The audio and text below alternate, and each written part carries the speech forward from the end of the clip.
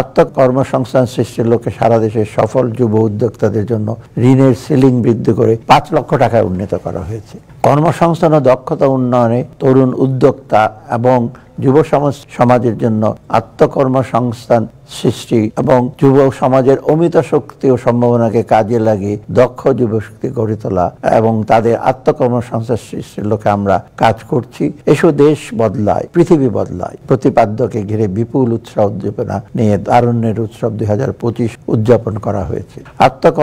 কর্মসংস্থান সৃষ্টির লক্ষ্যে সারা দেশের সফল যুব উদ্যোক্তাদের জন্য ঋণের সিলিং বৃদ্ধি করে 5 লক্ষ টাকায় উন্নীত করা হয়েছে। এছাড়া তরুণ উদ্যোক্তা সৃষ্টির লক্ষ্যে 100 কোটি টাকার একটি বিশেষ তহবিল গঠন করার প্রস্তাব করছি। তরুণ উদ্যোক্তাদের জন্য এমন তহবিল এবারই প্রথম।